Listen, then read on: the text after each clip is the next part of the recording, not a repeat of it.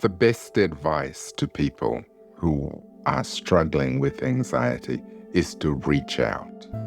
It's very easy often to suffer in silence.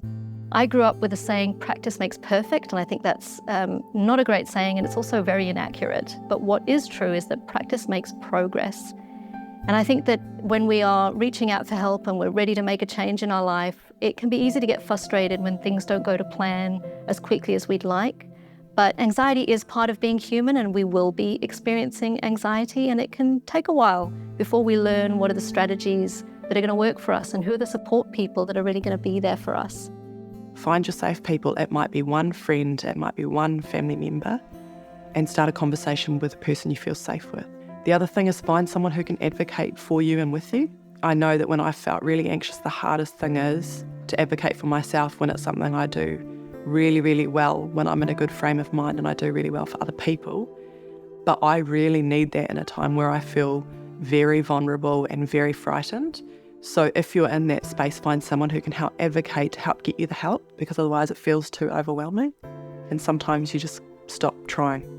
There are lots of fantastic strategies for coping with anxiety, and the more we learn about those strategies and the more we learn about which ones work for us, the better set we are to face challenges. When we think about treatment, some of the most useful strategies that we teach people, the skills and techniques, involve harnessing our physiology, harnessing our thoughts, and harnessing our behaviour.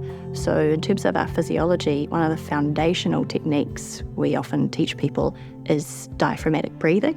Because if you think about when you're feeling anxious, usually you have really shallow breathing, and this creates this imbalance in your body in terms of the oxygen and carbon dioxide, and your brain panics when that's happening, and it's really hard to think clearly, it's hard to problem solve or make decisions. So breathing deeply and fully kind of allows you to access that rational part of your brain a bit better, and to think more clearly about what's going on and about, is this a threat situation that I'm in? Quite often if you're feeling anxious, you're inhaling more than you're exhaling. So something that I do is belly breathing, which is making sure that, like, when I take a deep breath in, like, my belly is fully expanding, and I'm consciously making sure that I'm taking a really deep breath, and then I do a big exhale, and it's kind of just making sure that they're more it's more balanced breathing. So breathing, walking, exercising are useful in managing anxiety. The degree to which it is useful really depends on the kind of anxiety that you're experiencing. People can become really tense when they're really anxious. And so, doing some calming activities like breathing, like some progressive muscle relaxation, we know that there's good evidence for that working. Why they're so effective is because they have an impact on what we call your ancient brain. And that's essentially a part of the brain which governs breathing. That is the area that you want to engage with. Sometimes the best strategy is a distraction technique. If we find ourselves overwhelmed by a lot of different worries, we might either find an activity that we really enjoy that can take our mind off things. So that would be a distraction activity. It might be gardening if we enjoy that, or making dinner if we like cooking, or really whatever it is to help take our minds off it. We also teach people to look closely at their thinking. So asking themselves, what am I predicting? What is the threat? How likely is that to occur? What's the best case scenario? Because we often ruminate about the worst case scenario. And if the worst case scenario happened, how could I cope with it? And also asking, what would I tell a friend in this situation? There is a lot of stuff that is coming out around finding ways to stop fighting anxiety, losing the fear of what it is that you're feeling. There is a lot of ways that can help you by actually finding a way to sit with it. We could also take a step back from our thinking. So one really helpful technique is to say, I notice I'm having the thought that. So if someone was struggling with worries about cleanliness and contagion, that they might have a fear of touching, say a kitchen surface. The thought might be, that's scrubby, I'm going to get sick. But you could take a step back and say, I notice I'm having the thought that touching that's going to make me sick. Oh, that's interesting. Thanks, brain. Rather than fully engaging with the thought.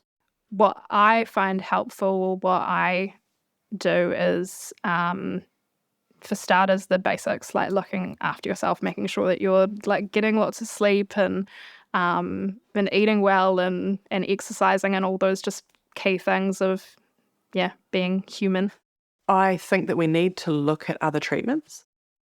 I don't personally believe medication is the only answer. It is an answer for some. It's an answer for me. It has been part of my journey. But I absolutely believe that there are other options. What I personally have seen, though, is that the one biggest option that can help that isn't as easily accessible as talking therapies.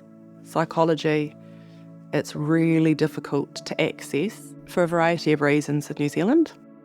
And that is one of the best ways that we know that anxiety can be supported. So you're talking to like a psychologist or mental health person or a counsellor, and that works just as well as the drugs.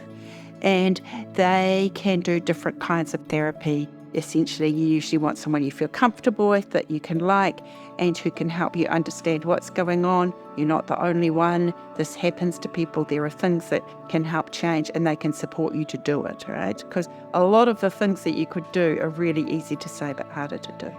And then there are a lot of other natural health treatments that can support it. It can't cure it, but it can support it. And that can come in a variety of ways, even down to basic things like your herbal teas or things that give you some control over what's happening to your body and make you feel like you have an ability yourself to help it, is really quite empowering. So knowledge, find out about it, find out about what's happening in your body, find out about what anxiety is, and then find ways that work for you, because what works for you won't work for everyone. There is always help, and your GP, your counsellor, can refer you on to someone that can help you or suggest medication that will help.